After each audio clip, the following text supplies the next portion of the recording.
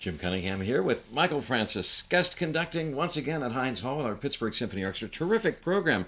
Music of our time, a brand new piece, Mason Bates, we've got Jake Heggie, and Bartok's great classic, the Concerto for Orchestra. Bravo, Maestro.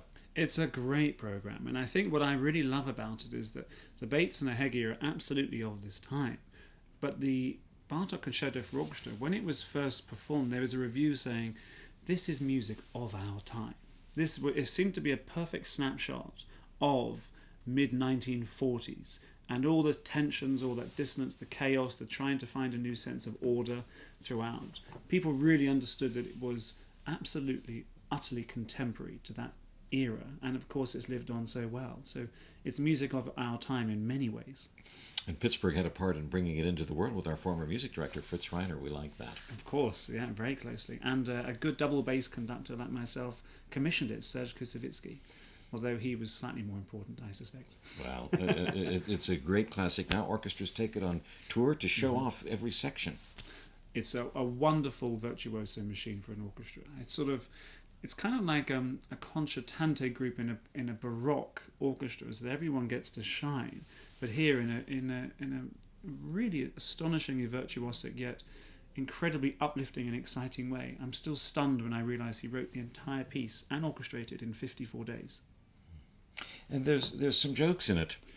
There are some jokes, and I think what I like about the journey through the piece is that we begin in utter grief and darkness. His mother died in 1939, and the opening, you feel this graveyard, and the opening tune in the basses and celli is a trans-Danubian melody, in which he talks about how lonely he feels. And then as the piece progresses in the second movement, we have this wonderful pair of presentation of pairs. That was the original title, but it's now become Game of Couples, in which you feel it's almost like the wedding is there, and all the different couples come forward, and it's something quite light-hearted. And then he quotes Bach in the middle of it, so there's still him searching for some form of faith, some form of understanding. He was an atheist, but for him Bach kind of provided an answer. And the piece he chooses in the trio section of the second movement, it's called Nilkom. I can't remember the exact German, but the English translation is Saviour of the Gentiles. So that was for him a sort of a pantheist approach to finding some meta-order to life. And in the third movement is the very heart of it, and here we find we're thrown into real grief. And the middle section, which is exactly halfway through the piece, where the violas start this poignant melody, was a funeral song for married couples. And it's so heartbreaking. And at the end of the movement, you feel maybe he's found peace. And if he just did that movement and then did the last movement, we'd have a perfect symphony. But he puts in this rather bizarre intermezzo, interlude, whatever you want to call it, the fourth movement, which appears to be a joke, but in fact is something far more tragic. He said that some people believed it was just based on him sort of mocking Shostakovich 7. And it sort of is as well. But there's something deeper in it. In fact, the opening, when we hear the oboe, is sort of a young man full of confidence and full of the joys of life, clearly Hungarian, going along and minding his own business, whistling perhaps. And then we have this wonderful tune in which he sings of his homeland, which is given to the violas again. This glorious tune, and then it comes back, but we have this strange interruption. It feels like almost something goose-stepping, something rather dark and nasty.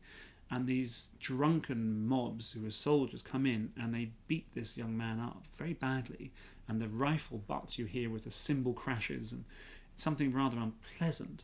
And at the end of it, we hear him trying to sing this song again, but this time he's lost his confidence, a bit like a child who's been bullied, is sort of scared of expressing himself again. And the whole ending of that movement is this young man trying to find confidence, but in fact we dissipate into something tragic. On the last movement, Bartok seems to offer us a new world order, but one in which we have to look backwards. For him, we should be going back to what it was like as peasants, because he felt that folk music was as natural as a tree growing. It sort of came out of people effortlessly. We ended in this, to me it feels a slightly forced optimism. I'm never sure if it's actually really joyous or not. But this amazing journey from darkness to this potential light at the end it's something very, very uplifting. And of course, he wrote this with chronic myeloid leukemia. So he felt he was very much at the end of his life. He had no money. But yet he still managed to find some form of optimistic way through a very, very dark period in life.